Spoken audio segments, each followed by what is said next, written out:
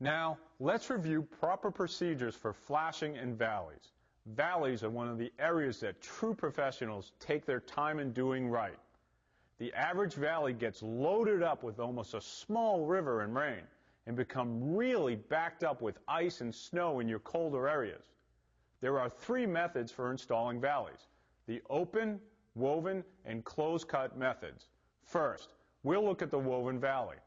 This is the weakest valley and should only be used with 3-tab shingles. This technique should not be used with GAF elk laminated shingles because of their thickness. So we'll install a woven valley with 3-tab shingles. Remember, valleys are a prime leak area, so it's important to be extra careful. That's why we require the use of Weather Watch or Storm Guard self-adhering leak barriers in all valleys to qualify for the Golden Pledge limited warranty. The woven valley is a highly waterproof valley because it leaves no exposed openings and because the two sides of the valley are usually blended together seamlessly. The first step is to install Weather Watch or Storm Guard leak barriers down the valley. Then lay deck armor, shingle mate, or leatherback deck protectors on the deck. Even if water does get blown in under the shingles, the leak barriers and deck protectors will provide an extra layer of protection. The woven valley shingles are applied simultaneously on both sides at the intersecting roof surfaces. Bring the first course along the eave up to and over the valley, with the last shingle extending a minimum of 12 inches onto the intersecting roof. Now, bring the first course on the intersecting roof along the eave and extend it 12 inches across the valley and over the previously applied shingles. Press the shingles into the valley and nail them in place. Make sure that you press the shingles far enough into the valley to prevent bridging. Use normal nailing methods, except that no nail should be within 6 inches of the center line of the valley. 2 nails should be placed at the end of each shingle crossing the valley. Continue by applying additional courses of shingles in the manner just described. The closed-cut valley is popular in many parts of the country and shows the aesthetic appeal available with asphalt roofing shingles. Now, how do you create this valley with laminate shingles? It's simple.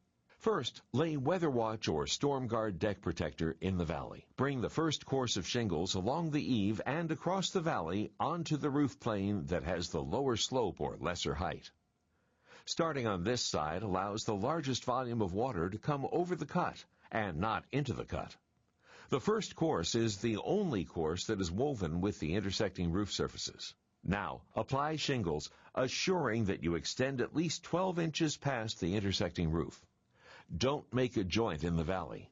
If a shingle falls short, insert a 1 or 2 tab section or 12 to 18 inches of laminated shingle in the row so that a full shingle extends over the valley. Press the shingles tightly into the valley. Make sure that the shingles lay flat enough so that no bridging occurs. Secure the shingles at the valley using normal nailing methods, but make sure there are no nails within 6 inches of the valley line. 2 nails should be placed at the end of each shingle that crosses the valley. Continue to apply succeeding courses in the same manner. Now, snap a chalk line 2 inches from the center line of the top of the valley on the unshingled side. It should get wider at the bottom of the valley, 1/8 of an inch per foot. This increased width will accommodate the increasing volume of water directed into the valley. Next, apply shingles to the unshingled side. Make sure that the shingles extend past the center line of the valley so that they can be trimmed properly in the next step. Trim the shingles as you install them using a chalk line to ensure a neat installation. Crop 1 inch on a 45-degree angle from the upper corner of each end shingle as you install. This will direct any water back into the valley. Finally, embed each end shingle in a strip of asphalt plastic roofing cement 3 inches wide. For more details on specialized valleys like the California Valley, see the GAF elk website. The open valley is next. Begin by applying corrosion-resistant metal over the Weather Watch or Storm Guard in the valley. As in the earlier valleys, redundancy is built in to protect this vulnerable area of the roof. Do not nail the metal to the roof. Metal needs to have space to move. Use either metal clips or use the roofing nail head and clip the metal in place by placing the nail head at the metal's edges. Snap chalk lines on either side of the valley center line with the ends 6 inches apart at the ridge and widening 1/8 of an inch per foot as the lines approach the eaves. Cement the flashing at the edges with asphalt adhesive. Then install the shingles. Trim the shingles at the valley and make sure to crop the upper corners to help direct water back into the valley during heavy rainfall.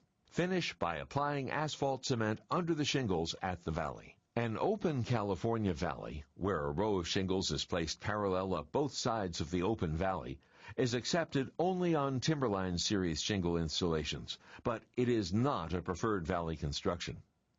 A closed-cut California valley can be used only on Timberline Series shingle installations.